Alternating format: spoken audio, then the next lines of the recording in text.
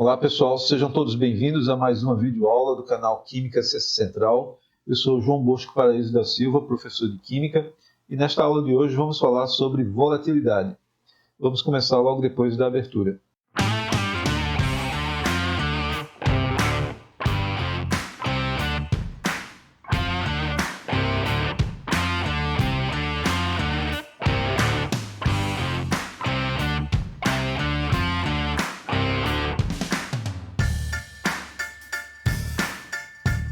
Bem, primeiramente vamos entender o que é volatilidade. Volatilidade tem a ver com o poder de conversão de um sólido ou um líquido para um gás, pela aplicação de calor, por redução de pressão ou por uma reação química, ou ainda por uma combinação desses processos. Essa figura aqui ilustra bem o que está escrito acima.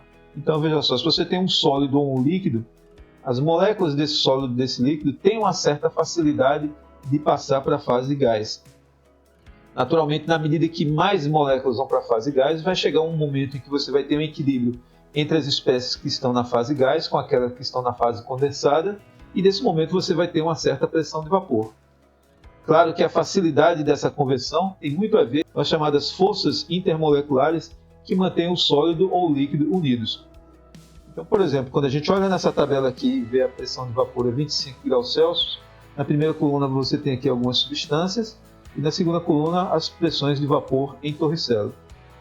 A gente vê na primeira linha, por exemplo, que o mercúrio tem uma pressão de vapor bem baixa, que dá a ideia de que o mercúrio vai preferir ficar na forma líquida do que ir para a fase gasosa. A água, por sua vez, tem uma pressão de vapor maior do que o mercúrio, 23,8 torricellas. E outras substâncias, como por exemplo etanol, benzeno e metano, têm pressões de vapores maiores. Por exemplo, o metanol é 122,7. Bem, a gente sabe que a água ela pode formar até 4 ligações de hidrogênio. E quando você compara com o metanol, uma das possibilidades de formar ligações de hidrogênio foi inviabilizada pela substituição por um grupo metila. Portanto, no caso do metanol, ele pode formar um máximo de até 3 ligações de hidrogênio. O que indica que o metanol tem uma possibilidade de estar ligado a outras moléculas no líquido menor e, portanto, uma maior facilidade de ir para a fase gás. No caso do benzeno, ele tem uma pressão de vapor maior também do que a água, porque o benzeno ele não pode formar ligações de hidrogênio.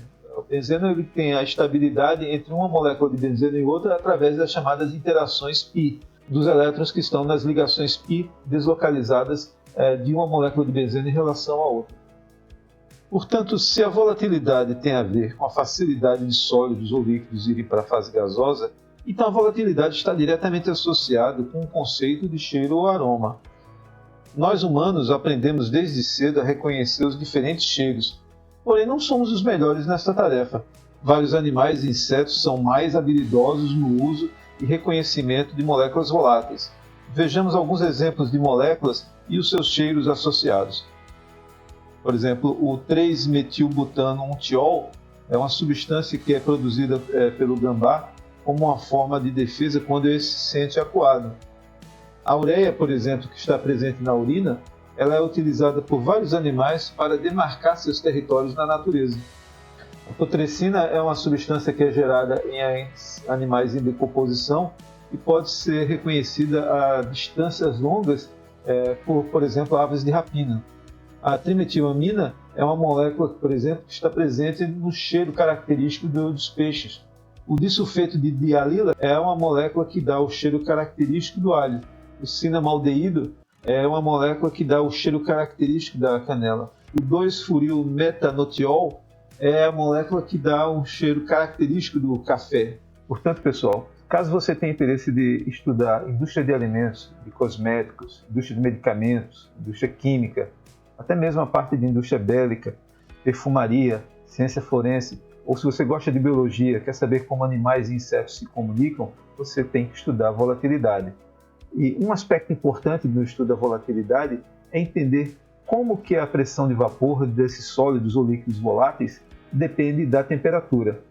Qual a dependência matemática? Bem, isso será objeto de um próximo vídeo em que nós vamos fazer a descrição matemática desta dependência. Bem, por hoje é isso, pessoal. Espero que vocês tenham gostado e a gente se encontra numa próxima videoaula. Forte abraço e até lá!